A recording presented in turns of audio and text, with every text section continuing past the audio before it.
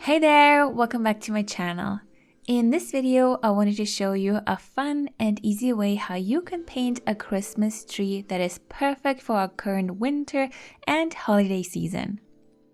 Alright, let's start with the sketch. Because I didn't want to get lost during the painting process, I wanted to sketch out the outlines of the tree and where the snow will be first using a pencil. Because the tree will be the only main object in the painting, I decided to place it right in the center of my paper, and then I started to outline the basic shape of the tree. So I started with the top and then made the tree wider and wider as I outlined each branch. For this, you can of course use a reference image that you can easily find online. From there, I loosely outlined where the snow and the shadows will be. This way I know exactly where to paint what and won't feel stressed or lost. Now this is how it looks. You can see where the snow and where the shadows will be. But before moving to the painting process, I also added a few circles in between that can be the ornaments or glowing lights later on. And then I lightly erased the pencil lines so they won't be that visible later. You want to do this especially where you will have the lights. Now it's time to cover up all the lightest areas in the painting using masking fluid.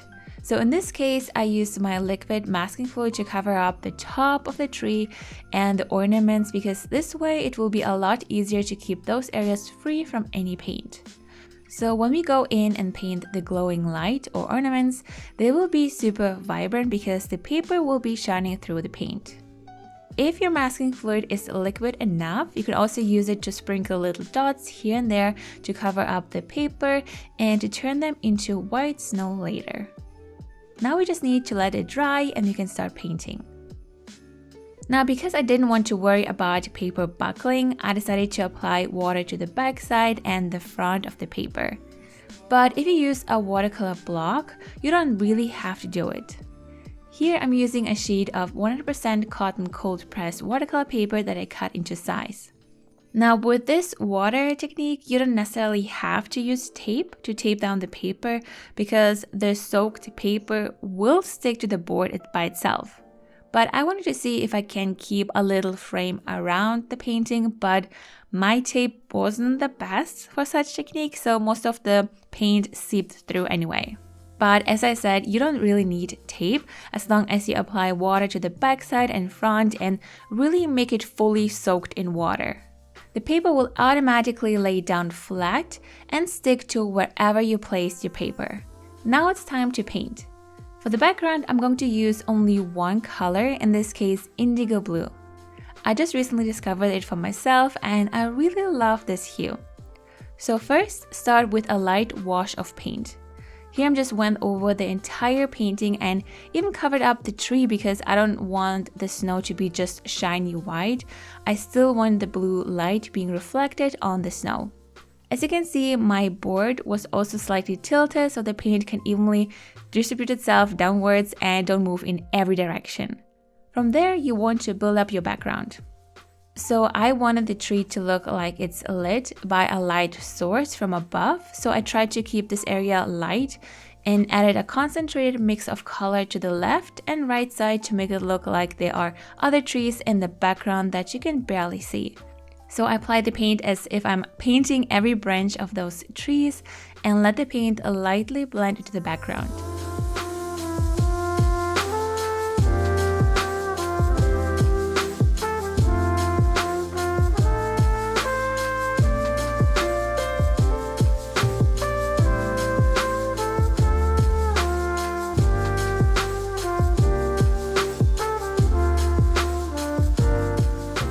Once you have that, let everything completely dry.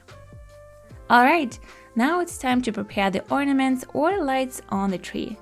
I chose yellow, red, and blue and outlined every circle that I covered in masking fluid earlier. So the white of the paper will be the lightest area and the colors will be the shining light from the light bulbs. Now you can also skip masking fluid and then just paint around the circles and then add the green to the tree. But I decided I want to take this step by step. And then when we go in and paint the tree itself, it will be a lot easier to just blend in the green color into the already dry layer of paint that we now are adding for the lights. Once you've outlined the little lights of your tree, let the paint completely dry again.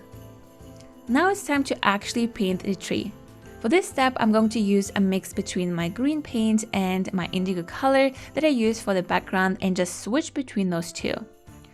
So start at the top and use a very dark shade of green to create the branches and a little of those needles.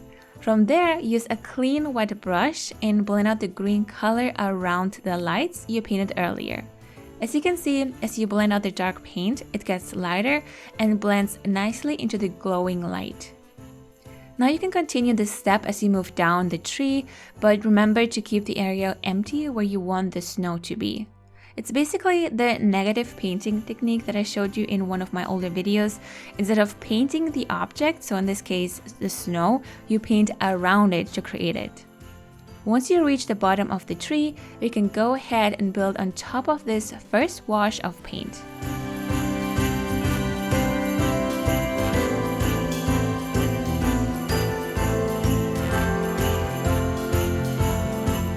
Now because the snow looks really flat as it has no shadows or anything, I then went ahead and used a clean wet brush to blend the paint that was already on the paper to shape the snow. I added a few shadows on the bottom here and there while still keeping a little bit of the white of the paper free from any paint. Then let everything completely dry.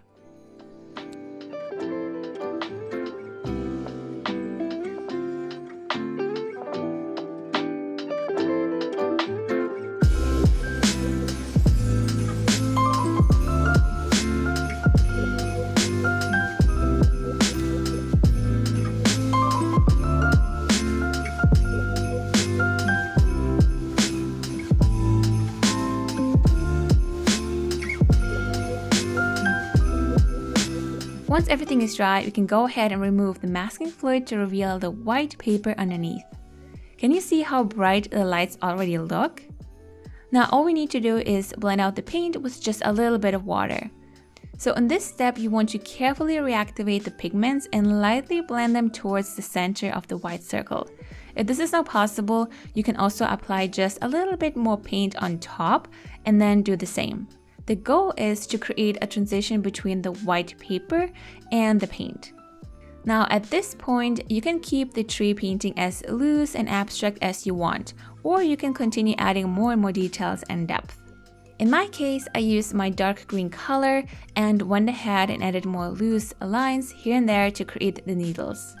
And to make the snow look less like it's fading into the background and to make it more visible on the sides, you can add a few lines between the background and the snow so you can really see that there is actually snow. And to make the snow look more interesting, I also added a few lines along the edges just to make it look like there are the needles of the tree looking through. What I also did, I used more indigo paint and added it to a few areas in between the branches just to make the tree more three-dimensional. But I think now that I'm looking at it with fresh eyes, I think I would have rather kept those areas slightly brighter than I made it here. I really liked how glowy the tree looked when there were less dark areas. But again, you can paint your tree however you like and experiment and then just decide what you prefer most. What I also did, I painted the top of the tree to make it glow and added a few dots of paint here and there just to even out the bright colors in the center of the tree.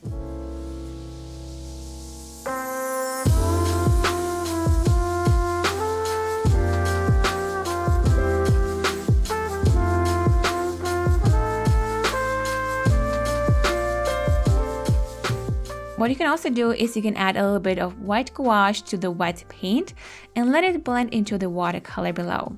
This way you add just a little bit of light areas back into the tree.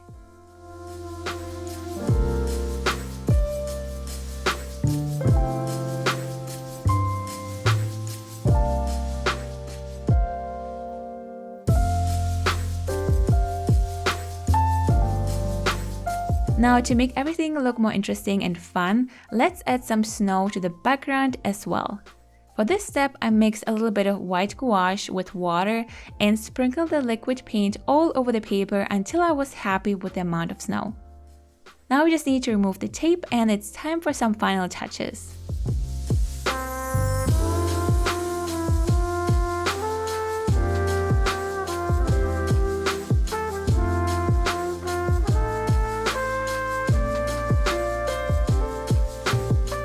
As you can see, I already cut away the frame that was covered in tape earlier, and I really like how it looks. I usually like a clean white frame around my paintings, but in this case, I feel like it looks so much better without it. Now it's time to remove the masking fluid that we sprinkled over the paper in the beginning and reveal the white paper again. Now at this point, I think I entered the overworking stage in my painting because I just felt like adding more paint, blending it out here and there, and seeing what else I could do. So what I did, I intensified some of the glowing lights by adding a little bit more paint on top of the previous layer. And then to even it all out again, I added a few dots of those colors to a few darker areas. Now because all these colors are more opaque, it was easy to cover up the dark paint below. But if this doesn't work, you can also of course use any opaque markers like Posca pens, or you can use acrylic paint or mix white gouache with any color of your choice. Now if you're just starting out with watercolors or want to freshen up your knowledge or need some more ideas on what to paint, make sure to check out my new watercolor book No Fail Watercolor that is officially available for pre-order. You can check it out by following the link in the description box down below. I really hope you enjoyed this video and found it helpful. Thank you so much for watching, have a wonderful day, and I will see you in my next video. Bye!